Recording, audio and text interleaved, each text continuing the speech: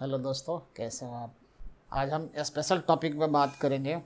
ये एक ऐसा टॉपिक है कि अक्सर कहीं न कहीं इसका सामना करना पड़ता है, और ख़ासतौर जब हम लोग फाइनल अकाउंट की बात करते हैं, किसी बिजनेस के जब हम लोग फाइनेंशियल स्टेटमेंट तैयार करते हैं, तो वहाँ इस बात का पूरा ध्यान रखना होता है कि हमारे जो फाइनेंशियल स्टेटमेंट है, जो प्रॉफिट एंड लॉस अकाउंट है, जो बैलेंस शीट है, वो उस व्यापार के, उस बिजनेस का सही और उचित पिक्चर पेश करता हो। और इसके लिए ज़रूरी है कि जो हमारे एक्सपेंडिचर हैं, जो हमारे आइटम्स हैं, उनका क्लासिफिकेशन बिल्कुल सही तरीक़े से किया गया हो, और सही एक्सपेंडिचर जो आइटम है उसको सही जगह पर रिकॉर्ड किया गया हो। मैं ये बात करना चाहता हूँ कि जो हमारे एक्सपेंडिचर हैं, जो हमारे एक्सपेंस है, उन्हीं एक्सपेंस को हमें रिकॉर्ड करना है फाइनेंशियल अकाउंट में, तो सही जगह पर जाना चाहिए। जैसा कि हम सब जानते हैं या बात करते हैं, बार बार एक्सपेंस के बारे में बात करते हैं। जो हमारा एक्सपेंस है, पहली बात कि हम लोग ये समझ लें कि एक्सपेंस है क्या। एक सिंपल फॉर्म में समझ लें, एक्सपेंस कहिए या एक्सपेंडिचर कहिए, इसको समझते हैं कि ये क्या चीज़ है। फाइनल अकाउंट बनाने से पहले थोड़ा बहुत हम चाहते हैं कि इस पर एक रोशनी डालें, ताकि ये बात आपको समझ में आ जाए। किसी बिजनेस में अकाउंटिंग पॉइंट ऑफ व्यू से एक्सपेंस किस चीज़ को हम लोग समझेंगे। सिंपली ये बात है कि व्यापार में जब भी हम कोई पेमेंट करते हैं किसी को, any payment from the business, जब भी कोई हम पेमेंट करते हैं, भुगतान करते हैं व्यापार से किसी को भी, and that payment will not come back again. व्यापार से किया गया ऐसा भुगतान जो हमें अब वापस नहीं मिलेगा, वापस नहीं आएगा, तो ऐसे भुगतान को हम लोग एक्सपेंस समझते हैं या एक्सपेंडिचर समझते हैं। मेरा यहाँ मतलब है उस एक्सपेंस से जो रेवेन्यू एक्सपेंस है। थोड़ा इस पर ध्यान रखेंगे हम लोग। हम आएंगे, बात करेंगे इस पर, रेवेन्यू एक्सपेंस। तो ऐसे पेमेंट या ऐसे भुगतान जो हमें वापस नहीं मिलना है फ्यूचर में, उसको हम लोग एक्सपेंस समझेंगे। पहली बात तो ये हो गई। दूसरी बात, एक वर्ड हम इस्तेमाल करते हैं लॉस, और एक हमने क्या वर्ड इस्तेमाल किया, एक्सपेंस या व्यय। ये लॉस जो है और एक्सपेंस है, एक ही सिक्का के दो रूप हैं। जैसे हम लोग कह सकते हैं किसी एक कॉइन का दो फेस हो सकता है, एक हेड हो सकता है, एक टेल हो सकता है, लेकिन सिक्का एक ही है, उसके दो फेस हैं। ठीक उसी प्रकार हमारे एक व्यापार के ये जो आइटम है, या तो लॉस हैं या फिर एक्सपेंस हैं, बस ये दो फेस हैं। अगर हमारा एक्सपेंस है, वो भी हमारे लिए क्या तरह के लॉस है। आज जो लॉस है, loss by accident, loss by theft, loss by fire, सब के सब हमारे व्यापार के लिए लॉस हैं या फिर एक्सपेंस कह लें। ये एक ही सिक्का के दो रूप हैं। जब हम लोग फाइनेंशियल स्टेटमेंट बनाते हैं, तैयार करते हैं, तो ऐसे एक्सपेंस को हमें जगह देनी होती है। कहाँ जगह दें? ट्रेडिंग अकाउंट में जगह दें, प्रॉफिट या लॉस अकाउंट में जगह दें, या फिर हम बैलेंस शीट में जगह दें? तो ये एक महत्वपूर्ण क्वेश्चन है जो हमें विचार करना पड़ेगा इस पर।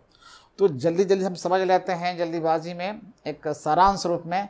तो एक्सपेंस हम लोग वो कहेंगे, ऐसे पेमेंट जो हमें वापस नहीं मिलना है, उम्मीद नहीं है, उसको हम लोग एक्सपेंस कह दें, या थोड़ी देर के लिए लॉस भी कह सकते हैं। फॉर एग्ज़ाम्पल, अगर हमने किसी भिखारी को डोनेट किया है कुछ भी, कैश या फिर गुड्स, कोई हमने डोनेशन दे रखा है, तब पेमेंट ही दिया। तो जब वो पेमेंट दिया किसी भिखारी को, वापस तो मिलना नहीं है, इसलिए क्या हमारे लिए वो एक्सपेंस है। कह सकते हैं कि लॉस भी हमारा है। अगर हमारे कर्मचारी हैं जो वर्क करते हैं, अगर उनको हम सैलरी चुकाते हैं, सैलरी पे करते हैं, तो पेमेंट तो किया, भुगतान किया, क्या वो फ्यूचर में वापस आ सकता है? नहीं आ सकता है, इसलिए वो भी हमारा क्या है, एक्सपेंस है। जो हमारा एक्सपेंस वही हमारा लॉस है। सिमिलरली, अगर हमने किसी मित्र को पेमेंट दिया, अगर जब तक उम्मीद है कि वो मित्र हमें वापस करेगा, तब तक समझना कि वो एक्सपेंस नहीं है, हमारा लॉस नहीं है। लेकिन अगर ये कंफर्म हो जाए कि जिस मित्र को हमने लोन दिया था, रुपया दिया था, वह मित्र हमें वापस नहीं कर सकता है, कंफर्म हो गया वापस नहीं करेगा, तो वो जो पेमेंट हमने दिया तो वो हमारे लिए क्या है, लॉस है या फिर एक्सपेंस है। तो इस तरह हम ये समझ गए जल्दीबाजी में कि जो हम पेमेंट किसी को भी करते हैं, किसी मद में करते हैं, अगर वो पेमेंट हमें फ्यूचर में मिलने की कोई आशा नहीं है, कोई उम्मीद नहीं है, नहीं मिलेगा, इसलिए वो हमारे लिए लॉस है या फिर एक्सपेंस है। सीधी सीधी सी बात है। दूसरा पोजीशन एक और है,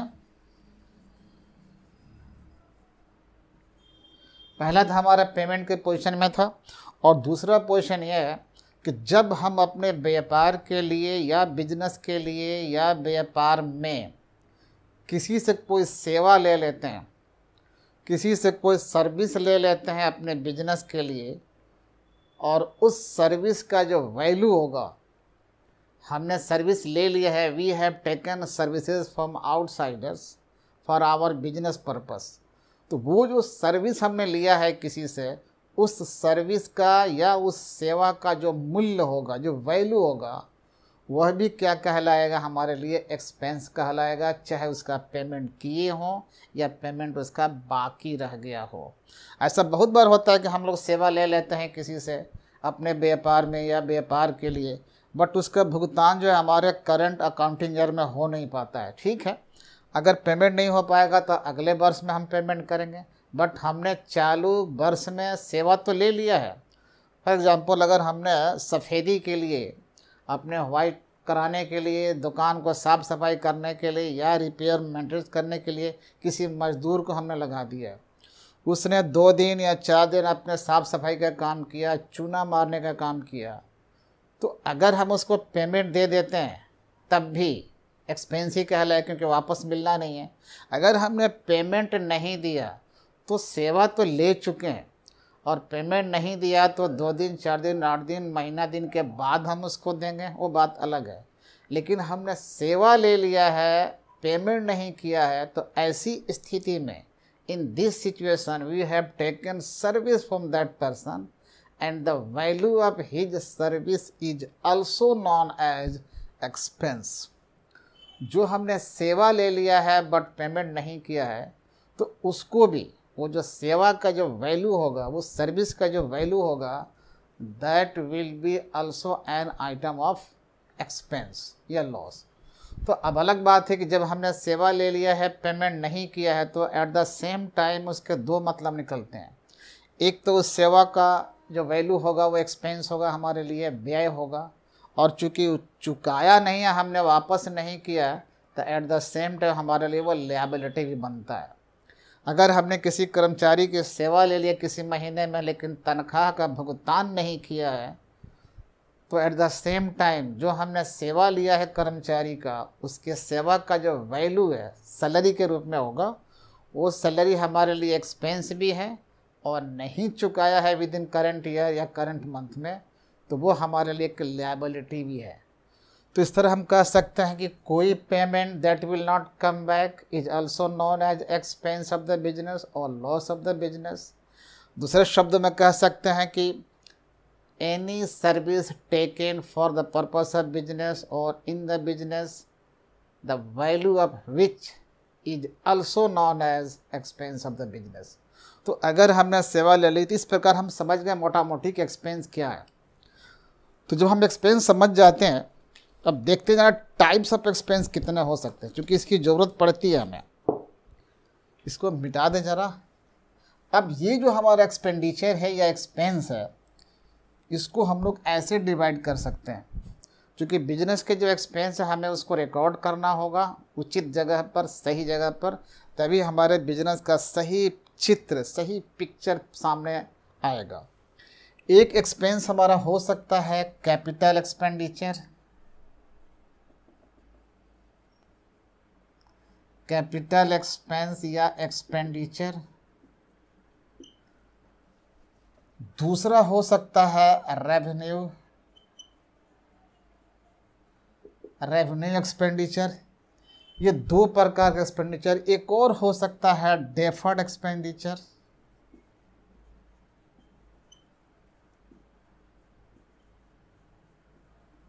ये अक्सर वर्ड आते रहते हैं और इनको समझना इसलिए ज़रूरी है क्योंकि हमें बैलेंस शीट में या पीएल अकाउंट में या ट्रेडिंग अकाउंट में इसको जगह देनी है और इसको समझना बहुत ज़रूरी है।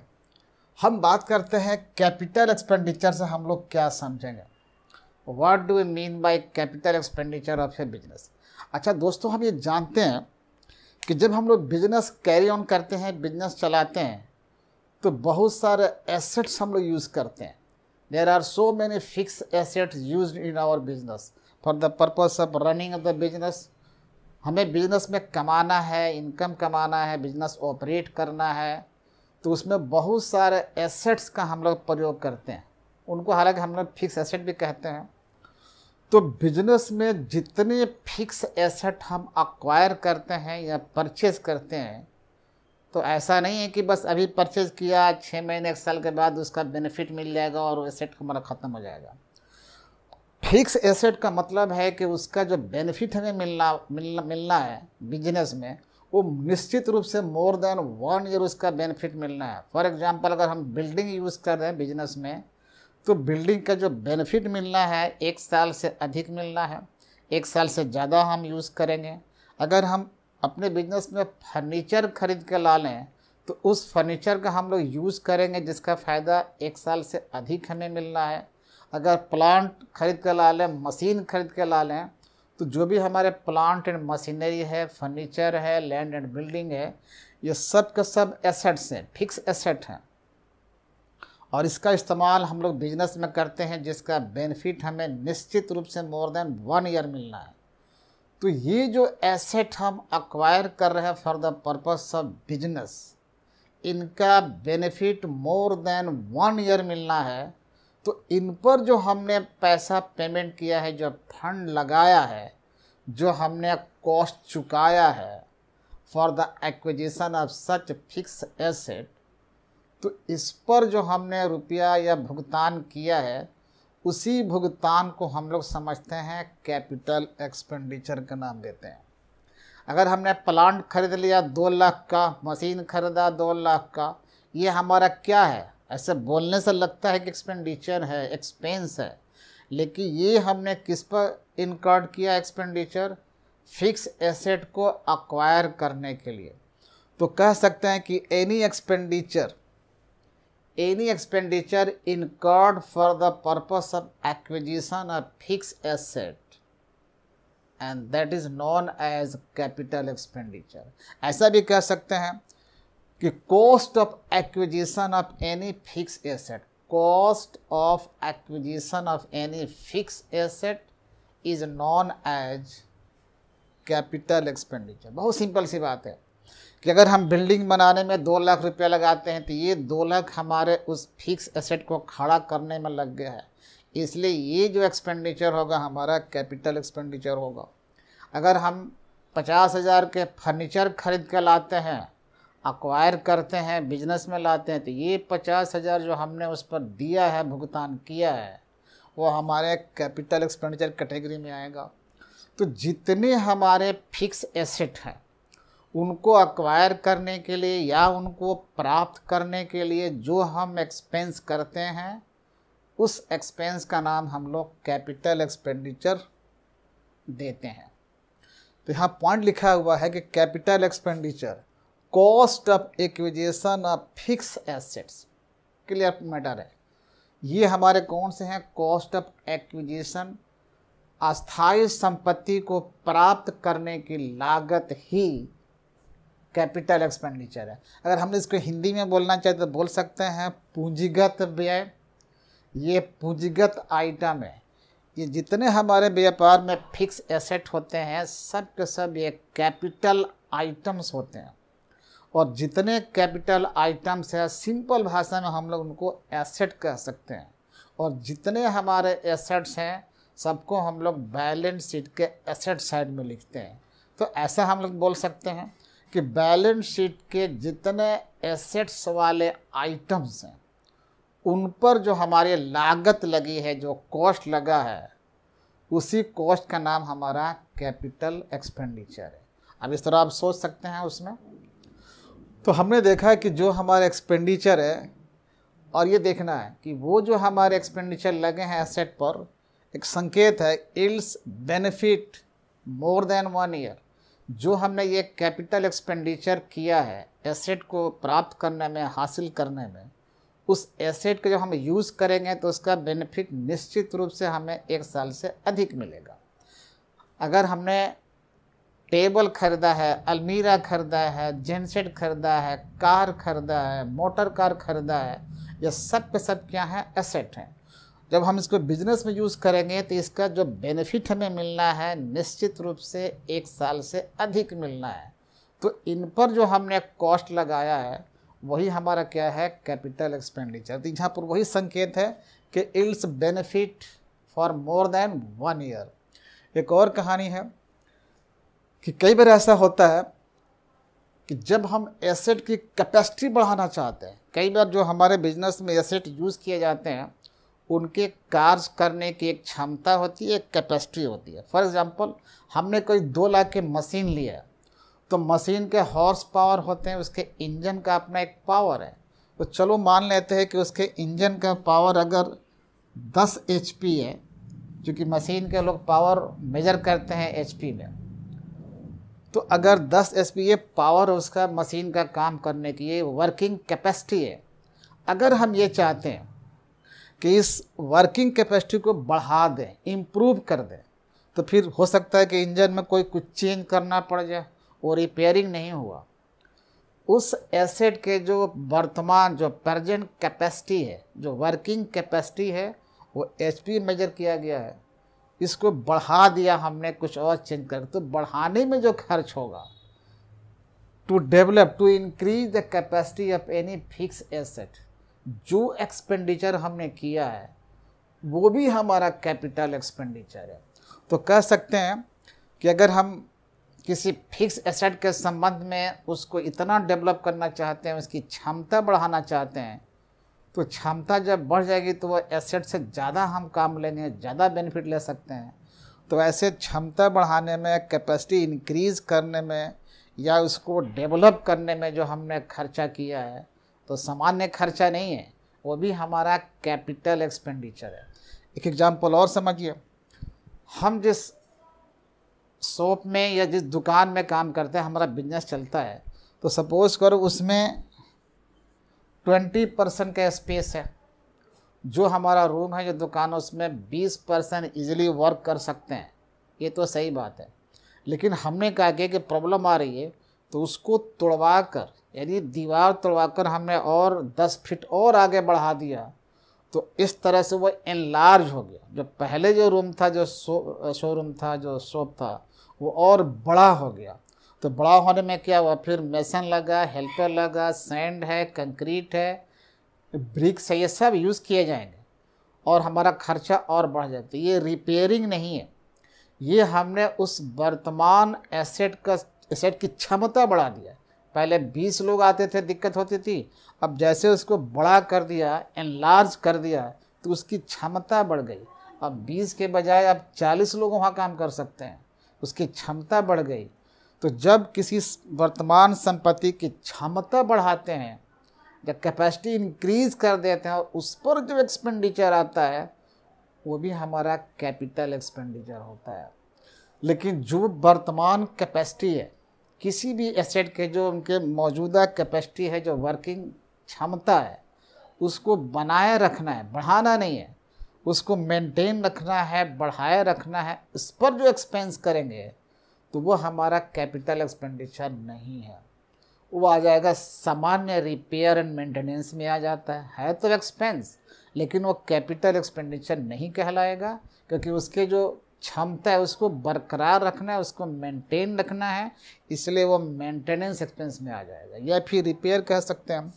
लेकिन जब उसकी क्षमता बढ़ा दें, लार्ज कर दें, उसको और डेवलप कर दें ताकि अर्निंग कैपेसिटी उसकी बढ़ जाए, तो इस पर अर्निंग कैपेसिटी बढ़ाने पर जो हमने एक्सपेंस किया वो हमारा कैपिटल एक्सपेंडिचर हो जाएगा।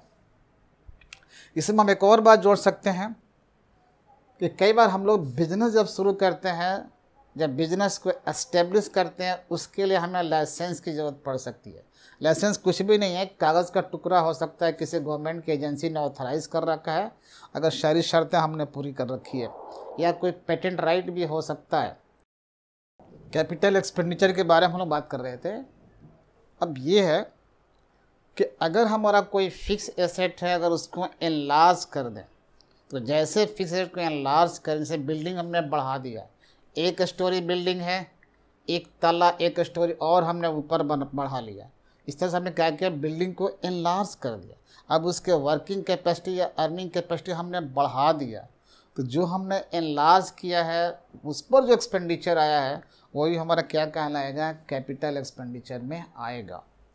एक और समझते हैं, आप सीधी बात कर देंगे, कोई हमारा अगर फिक्स एसेट है, उस फिक्स एसेट पर उसके खरीदने से लेके for the purchase point to the last point to the starting point तक जितने हमारे खर्च उस पर होते हैं, from purchase point to the last ready to start, वहाँ तक जितने हमारे खर्चे आते हैं वो सब के सब हमारे कैपिटल एक्सपेंडिचर में आते हैं। फॉर एग्ज़ाम्पल, अगर हम पटना से कोई मशीन खरीदते हैं, हमने पटना से कोई मशीन खरीदा, सपोज़ करो हमने मशीन परचेज़ किया, इस मशीन का जो अपना कॉस्ट है, जो परचेज प्राइस है, मान लेते हैं कि 2 लाख है, तो पटना से हमने 2 लाख की मशीन खरीदा जिसका बिल बना होगा 2 लाख का, लेकिन पटना से यहाँ तक कैसे आएगा, तो हमने उस मशीन को यहाँ तक लाने के लिए पैकिंग खर्चा किया, पैकिंग के बाद फिर हमने लोडिंग कराया, लोडिंग एक्सपेंस आया, लोडिंग करने के बाद फिर हमने वो ट्रांसपोर्टेशन चार्ज दिया, तब यहाँ तक पहुँचा मशीन, फिर यहाँ पर अनलोडिंग कराया तो अनलोडिंग का भी एक्सपेंस है, अनलोडिंग करा दिया, उतार कर रख दिया मशीन। अब यूँ फटाफट स्टार्ट नहीं हो पाएगी मशीन, हम वर्क नहीं कर सकते। उसके बाद उस मशीन को बजाबता हम एक फाउंडेशन बनाते हैं, तो मेसन चाहिए, राजमिस्त्री चाहिए, हेल्पर चाहिए, कंक्रीट चाहिए, सैंड चाहिए, सीमेंट चाहिए, फिर उसको फाउंडेशन बना के हम लोग उसको सेट करेंगे मशीन को। जब सेट कर देंगे मशीन को, प्लास्टर हमारा सूख जाएगा, तब जाकर मशीन रेडी हो चुकी है अपना फंक्शन करने के लिए। बस तेल डालिए, डीजल डालिए और तार को जोड़िए, मशीन अपना काम करना शुरू कर देगी। तो कह सकते हैं कि खरीदने से लेकर from the point of purchase of its machine, ये मशीन खरीदने से लेकर to the point of start करने तक बीच में जितने एक्सपेंडिचर आ गए, कौन कौन से आ गए, बीच वाले, परचेज प्राइस उसका है ही, तो बीच में क्या आ सकते हैं, पैकिंग एक्सपेंस आ गया, लोडिंग एक्सपेंस आ गया, ट्रांसपोर्टेशन चार्ज उसका आ गया, फिर जब यहाँ पहुँचा तो अनलोडिंग एक्सपेंस आ गया, अनलोडिंग के बाद फिर हम उसको सेटिंग कर रहे हैं, इंस्टॉल कह सकते हैं या इरेक्शन कह सकते हैं। तो सेटिंग कर देने के बाद तब मशीन अपने फंक्शन में आएगी, फंक्शन करेगी। तो फंक्शन करने तक जितना एक्सपेंडिचर हमने डिफरेंट नाम से किया था, ये सब के सब कौन से एक्सपेंडिचर हैं, कैपिटल एक्सपेंडिचर है। बीच में नाम गिना दिया सब हमने, लोडिंग अनलोडिंग।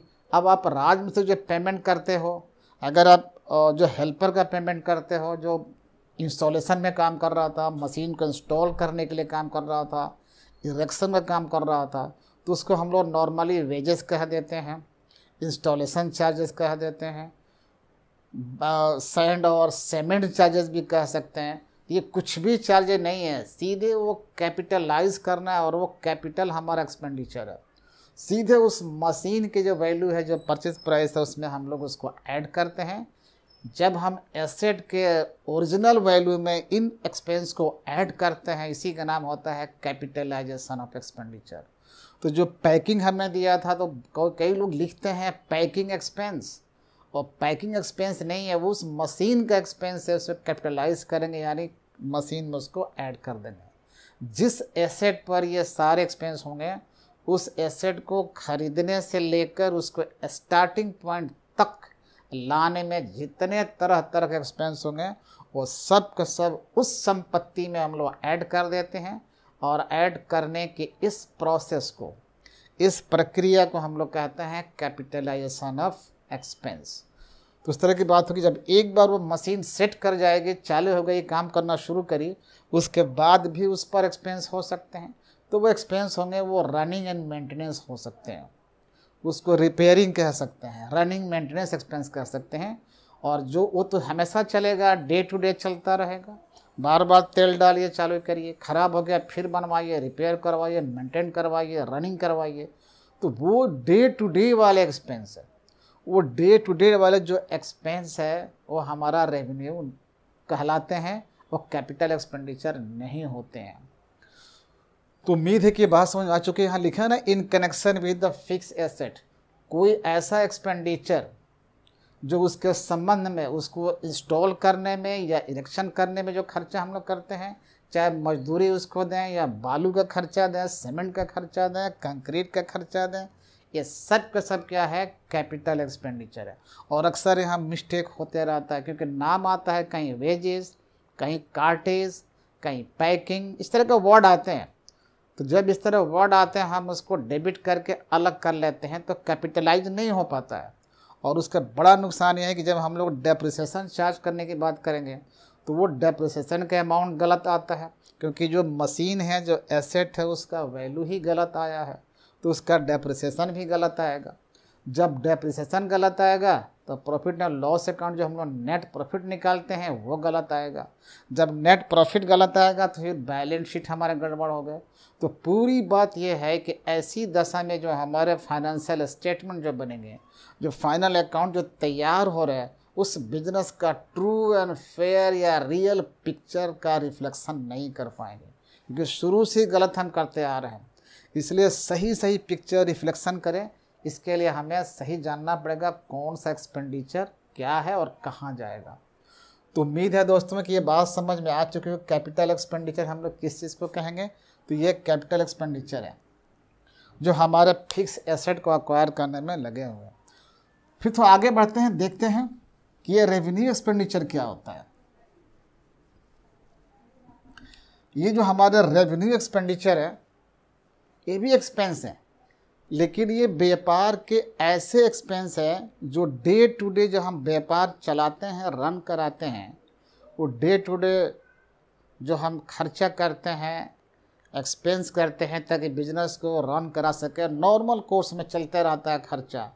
तो ऐसे नॉर्मल कोर्स में जो डे टू डे एक्सपेंस है, इसी एक्सपेंस का नाम हम लोग रखते हैं रेवेन्यू एक्सपेंस या revenue expenditure. For example, salary दे रहे हैं तो बार बार दे रहे हैं सैलरी नहीं देंगे तो हमारा फिर डे टू डे काम नहीं हो पाएगा, कर्मचारी नहीं आएगा, भाग जाएगा। साफ़ सफाई का खर्चा करते हैं, अगर ये साफ़ सफाई क्लीनिंग का खर्चा नहीं देंगे, पे नहीं करेंगे, तो फिर वो सफाई कर्मचारी भाग जाएंगे, तो फिर हमारा साफ़ सफाई डेली नहीं हो पाएगा।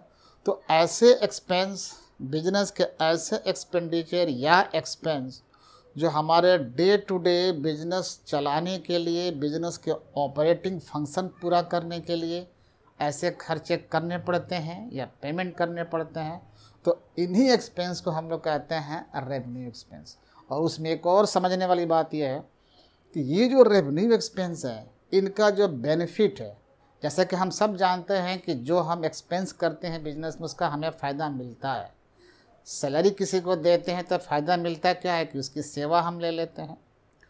तो जो हम एक्सपेंस करते हैं उसका फ़ायदा मिलता है, लेकिन कब तक फ़ायदा मिलेगा ये सोचने वाली बात है। तो जो रेवेन्यू एक्सपेंस हैं वो एक्सपेंस हैं जिनका फ़ायदा हमें शॉर्ट पीरियड के लिए मिलता है, यानी उसका बेनिफिट हमें 1 साल के अंदर ही मिल जाता है, 1 साल से ज़्यादा बाहर जाने वाला नहीं है। अगर हमने रेंट चुकाया है दुकान का, अगर हमने गोदाम का रेंट पे किया, एक्सपेंस तो है, लेकिन देखना है कि इसका फ़ायदा कब तक मिलेगा। 1 महीना मिलेगा, फिर दूसरे महीने कर देंगे, दूसरा महीना फ़ायदा मिलेगा, इस प्रकार 1 महीना में समाप्त हो जाता है। तो जब हमको लगे कि ऐसे एक्सपेंडिचर जिसका बेनिफिट विद इन 1 ईयर हमको मिल जाता है, अवेल कर लेते हैं, और ये जो एक्सपेंडिचर हैं उनका नेचर क्या है, वो बार बार ऐसे होते हैं खर्चे, उनका रिपीटिटिव नेचर है ऐसे एक्सपेंस का। जैसे सैलरी है, अब सैलरी हम लोग बार बार पे करते हैं, रेंट है बार बार करते हैं, भिखारी आते हैं उनको डोनेट करते हैं, चैरिटी के रूप में देते हैं, बार बार होते रहता है। किसी को चंदा देना है तो बार बार ये घटना घटती रहती है। तो जब कोई ऐसे एक्सपेंडिचर, अब हमारे प्रिंटिंग मशीनरी है, पेपर है, फाइल, ये बार बार होते हैं, झाड़ू पोछा करने वाले को पेमेंट हर महीना देते हैं या हर हफ्ते दिन देते हैं, तो ये जो एक्सपेंडिचर हैं जो बार बार होने वाले नेचर हैं, आपको जब बिजनेस को ऑपरेट करेंगे, खोलेंगे तभी होगा, बिजनेस को बंद कर देंगे तो वो नहीं होगा एक्सपेंस। तो जो बिजनेस को डे टू डे ऑपरेट करने में, उसको रनिंग करने में हमारे एक्सपेंस आते हैं और उनका नेचर क्या है, रिपीटिटिव नेचर है, वो बार बार होने वाले स्वभाव के हैं, तो ऐसे एक्सपेंडिचर को हम लोग कहते हैं रेवेन्यू एक्सपेंडिचर। और ध्यान रखना है दोस्तों कि ऐसे एक्सपेंडिचर का जो हमें बेनिफिट मिलना है वो बहुत लंबे समय के लिए नहीं मिलना है। अगर हम एक टेबल खरीद लें या पंखा खरीद लें, तो पंखा में जो हमने खर्चा किया है उस पंखा का या टेबल का जो हमें बेनिफिट मिलने वाला है निश्चित रूप से मोर देन 1 ईयर मिलेगा। एक टेबल या हो सकता है कि 10 साल टेबल चले, 15 साल टेबल चले, तो कम से कम 15 साल तक तो बेनिफिट मिलता रहेगा उस टेबल से। तो जिस खर्चे के बदौलत हमें 1 साल से अधिक वर्षों तक फ़ायदा मिलता रहेगा, ये उम्मीद है मिलने की, वो हमारे हो गए कैपिटल एक्सपेंडिचर हो गए। जिस खर्चा के बदले हमें 1 साल के अंदर ही उसका बेनिफिट समाप्त होता है, तो वैसे को हम लोग क्या बोलते हैं, रेवेन्यू एक्सपेंडिचर कहते हैं। तो बिल्कुल ये बात समझ में आ चुकी होगी कि जो रेवेन्यू एक्सपेंडिचर है वो बार बार होने वाले नेचर है। खर्चा तो है ही, वापस नहीं मिलेंगे, वो बार बार होना है उसको। उसका बेनिफिट हमें with in 1 month, with in 1 year समाप्त हो जाते हैं। फॉर एग्जांपल सैलरी है, वेजेज है, रिपेयर एंड मेंटेनेंस है, रेंट है, कई तरह ये सब खर्चे हैं, सब के सब हमारे ये रेवेन्यू एक्सपेंडिचर है। तो बात समझ में आ गई। एक तो समझ गए आप कैपिटल एक्सपेंडिचर, जो अक्सर कह सकते हैं कि फिक्स एसेट वाले हैं। दूसरा कह सकते हैं कि रेवेन्यू जो बार बार होने वाले हैं, बहुत शॉर्ट पीरियड इसका बेनिफिट हमको मिल जाता है। एक तीसरा प्रकार देख रहे हैं कि जो डेफर्ड एक्सपेंडिचर है। वास्तव में दोस्तों जो डेफर्ड एक्सपेंडिचर है, इसको हिंदी में कहना चाहें तो ये स्थगित व्यय है, पोस्टपोन्ड एक्सपेंडिचर है। हमने इसको थोड़ा पोस्टपोन्ड कर दिया है, आगे की तरफ बढ़ा रखा है। और वास्तव में ये क्या है, रेवेन्यू एक्सपेंडिचर का ही एक रूप है। Deferred expenditure is in the form of revenue expenditure, but इसका जो फ़ायदा मिल रहा है, इसका जो बेनिफिट हमें अवेल करना है, निश्चित रूप से मोर देन 1 ईयर तक इसका बेनिफिट मिलता रहेगा।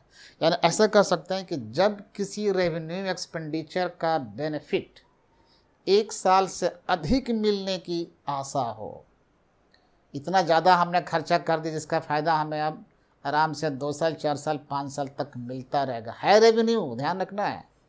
और किसी फिक्स एसेट पर खर्चा नहीं किया हमने, किसी फिक्स एसेट को एक्वायर करने में एक्सपेंस नहीं किया है, वो बार बार होने वाले नेचर का है, बार बार ऐसा हम लोग खर्चा करते रहते हैं। बट इतना खर्चा कर दिया कि इसका बेनिफिट हमें आने वाले कई वर्षों तक मिल सकता है। फॉर एग्जांपल हेवी एडवर्टीजमेंट, हम इतना बड़े पैमाने पर प्रचार कर दिया, अब लगता है कि 2 साल तक, 3 साल तक प्रचार करने की ज़रूरत नहीं है। तो कह सकते हैं कि एडवर्टीजमेंट हम जो किया, हेवी एडवर्टीजमेंट किया, जिसका बेनिफिट एक्सपेक्टेड टू रिसीव कितना 2 साल 3 साल तक मिल सकता है। तो ऐसे एडवर्टीजमेंट है, नाम सुनने में तो लगता है कि ये बार बार हम लोग प्रचार कराते हैं, बार बार कराते हैं, तो है कौन सा, रेवेन्यू। नेचर में, सुनने में, नाम में लगता है क्या है, रेवेन्यू है, बट इतना हेवी कर दिया है जिसका बेनिफिट हमें आने वाले कई वर्षों तक मिलता रहेगा। Hence this revenue expenditure will be called deferred expenditure. Preliminary expenditure, हमने व्यापार शुरू करने से पहले कुछ ऐसे खर्चे कर दिए, सब रेवेन्यू किया, बड़े पैमाने पर रेवेन्यू खर्चा कर दिया, पहले ही ज़्यादा खर्चा कर दिया है, अब आने वाले कई वर्षों तक हमें इस प्रकार के खर्चे नहीं करने पड़ेंगे, तो उसका बेनिफिट हमें मिलता रहेगा। इसलिए रेवेन्यू होते हुए भी जिसका फ़ायदा आने वाले कई वर्षों तक मिलने की आशा है, तो उसको हम लोग डेफर्ड एक्सपेंडिचर कह सकते हैं। ध्यान रखना, ये नेचर वही है, रेवेन्यू वाला नेचर है इसका, लेकिन बेनिफिट के बेस पर थोड़ा एक्सटेंड कर दिया, जिसका बेनिफिट कई वर्षों तक आना है इसको। तो इस प्रकार ये समझ गए आप। अब जो ये पोस्टपोन क्यों कह रहे हैं, इसको एक्सटेंड कर रहे हैं, जितनी उम्मीद है कि इस 1 साल में जो बेनिफिट मिलेगा, फिर दूसरे साल में से बेनिफिट मिल सकता है, 3 साल तक बेनिफिट मिलेगा। तो जितना वो एक्सपेंडिचर है, अगर उम्मीद है कि 3 वर्षों तक बेनिफिट मिल रहा है तो उसको 3 से डिवाइड कर देते हैं। अगर 4 वर्षों तक इसका बेनिफिट मिलना है तो 4 से डिवाइड कर देते हैं। और जो डिवाइड करने पर फिगर आता है, यानी 4 साल तक बेनिफिट मिलेगा, तो 4 वर्षों तक उसके 4 इक्वल भाग करके प्रॉफिट एंड लॉस अकाउंट में शो करने पड़ते हैं। तो मान लेते हैं कि अगर 4 लाख हुआ, 4 लाख अगर एक्सपेंस हुआ, हैवी एडवर्टीजमेंट 4 लाख रुपया लगा, और उम्मीद है कि 4 सालों तक इसका फ़ायदा मिलता रहेगा, तो जो पहले साल का हम बनाएंगे प्रॉफिट एंड लॉस अकाउंट, तो पहले साल के पीएल अकाउंट में 1 लाख हमने बुक कर दिया, बच कितना गया 3 लाख, इसको अगले साल कैरी फॉरवर्ड कर दिया। फिर दूसरे साल बनाएंगे पीएल अकाउंट तो 1 लाख और पीएल में बुक कर दिया, फिर कितना बच गए 2 लाख बच गए। फिर तीसरे साल में 1 लाख बुक करेंगे, फिर कितना बच गए 1 लाख। फिर चौथे साल में 1 लाख बुक करेंगे तो सारे ख़त्म हो गए। तो पहले साल में जो 1 लाख हम बुक कर रहे हैं, 3 लाख जो बच जा रहा बैलेंस, उसको हम लोग बैलेंस शीट में लेके जाते हैं, यानी कैरी फॉरवर्ड करना है, और उसका एक पोर्शन हमें पीएल अकाउंट में लिखना है। तो जितना पोर्शन करेंट ईयर में हम लोग पीएल अकाउंट में लिखते हैं उसको बोलते हैं राइट ऑफ कर दिया, समाप्त कर दिया। और जो बैलेंस बच गया उसको हम आगे कैरी फॉरवर्ड कर रहे हैं, यानी पोस्टपोन कर रहे हैं, आगे बढ़ा रहे हैं। इसलिए उसको क्या नाम देना चाहिए, डेफर्ड एक्सपेंडिचर। ये बात समझ में आ चुकी होगी। तो डेफर्ड भी आपको समझ में बात आ गई। फिर हम देखेंगे इसमें ये लिस्ट है, इसमें कौन कौन है से कनेक्टिंग, कि जो हमारे रेवेन्यू एक्सपेंडिचर है। पहली बात कि for day to day running on operating a business, जो day to day business operate करते हैं उस पर ये खर्चे हमारे होते हैं। On ordinary repairs of fix asset, जो फिक्स एसेट के जो ऑर्डिनरी रिपेयर्स वगैरह हैं, कोई मेजर नहीं, तो वो हमारे किस में आते हैं, रेवेन्यू में आते हैं।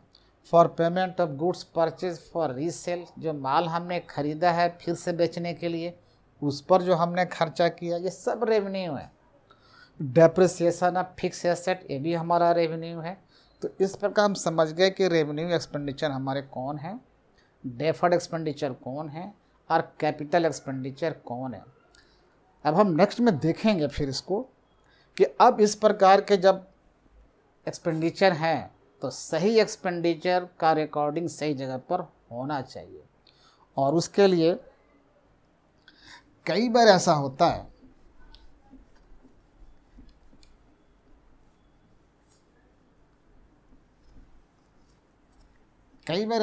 है कि जो कैपिटल एक्सपेंडिचर है, अगर हमने वेजेस चुका दिया, किसी मशीन को इंस्टॉल करने के लिए वेजेस पे कर दिया, वेजेस पेड, अगर इस तरह की हो adjustment, wages paid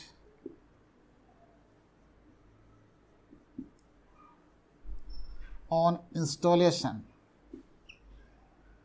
of A machine, अगर हमने कोई नई मशीन खरीद करके उस पर वेजेस पे किया है,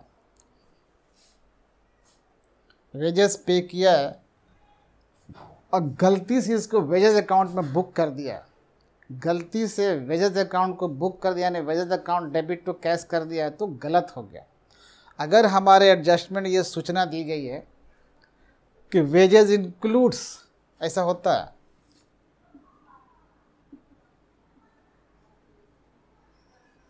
wages includes paid to mason for the erection or installation of the new machine। अगर नई मशीन को स्थापित करने के लिए मजदूरों को मजदूरी चुकाई, जो वेजेस में इंक्लूड हो गया है, तब अगर ऐसे एडजस्टमेंट हो तो वैसे एडजस्टमेंट को हम लोग कहाँ ले जाते हैं, ट्रेडिंग अकाउंट के डीआर साइड में वेजेज से माइनस कर देते हैं, क्योंकि असल में वेजेज है नहीं, क्योंकि वो मशीन को स्थापित करने में खर्चा हो रहा है। तो ऐसे वेजेस को जो किसी फिक्स एसेट को इंस्टॉल करने से संबंधित था उसको वेजेस में आपने जोड़ दिया है, तो फिर हमें ट्रेडिंग अकाउंट के डेबिट साइड में वेजेस से माइनस करते हैं और दोबारा बैलेंस शीट के एसेट साइड में आकर संबंधित एसेट में ऐड करते हैं। फिर सुनिए, अगर वेजेस इंक्लूड करता है मशीन के इरेक्शन या फिक्स एसेट के इंस्टॉलेशन में वाले को, तो वैसे वेजेस को हम ट्रेडिंग अकाउंट के डेबिट साइड में वेजेस से माइनस करते हैं और फिर बैलेंस शीट के एसेट साइड में संबंधित एसेट में ऐड कर देते हैं। इस प्रकार की बात होती है। तो ये हमारा एडजस्टमेंट है। अगर कार्टेज है, सपोज करो कि नई मशीन या नए एसेट हम कहीं से परचेस करके लेके आते हैं तो कार्टेज देना पड़ता है, उस एसेट का ट्रांसपोर्टेशन देना पड़ता है, और गलती से उसको कार्टेज में डेबिट कर दिया है, कार्टेज अकाउंट डेबिट कर दिया है to cash account. Cartage includes the amount paid on the transportation of new machine या न्यू फर्नीचर, जो भी हो। जब ये समझ में बात आती है कि वो कार्टेज हमारे खरीदे गए या नए जो हम एसेट लेके आ रहे हैं उसका कार्टेज है, गुड्स का कार्टेज नहीं है, उस संपत्ति का फिक्स एसेट को लाने पर जो कार्टेज है या ट्रांसपोर्टेशन है उसको कार्टेज में डेबिट कर दिया है, तो ये मिस्टेक हो गया। अगर सिर्फ कार्टेज कहेंगे तो ये क्या है, ये रेवेन्यू है, जबकि मशीन को हम लाने में जो कार्टेज दे रहे हो क्या है, कैपिटल एक्सपेंडिचर है। तो उसको जाना चाहिए उस मशीन में, और ये गलती हो सकती है। इसकी सूचना हमें एडजस्टमेंट में कई बार दी होती है कि cartage includes the cartage paid on the new machinery purchase from Patna to Siwan, ऐसा हो सकता है। जब ये गलती हुई है, कार्टेज हमने एसेट का चुकाया है, तो इस कार्टेज को पीएल अकाउंट या ट्रेडिंग अकाउंट के डेबिट साइड में, ट्रेडिंग अकाउंट के डेबिट साइड में कार्टेज से माइनस कर देंगे इस फिगर को, और फिर बैलेंस शीट के एसेट साइड में जाकर संबंधित एसेट में ऐड कर देते हैं। इस तरह से ये बात हो जाएगी। अगर किसी ने इंस्टॉलेशन चार्ज को डेबिट कर दिया, जब मशीन या हम एसेट को इंस्टॉल करते हैं तो कई बार लोग नाम रख देते हैं installation expense account debit to cash account. अब इंस्टॉलेशन एक्सपेंस भले कहने को आप कहते हो लेकिन रिकॉर्डिंग नहीं कर सकते क्योंकि उसको कैपिटलाइज करना पड़ेगा। तो अगर ये मिस्टेक हो गया है इंस्टॉलेशन का,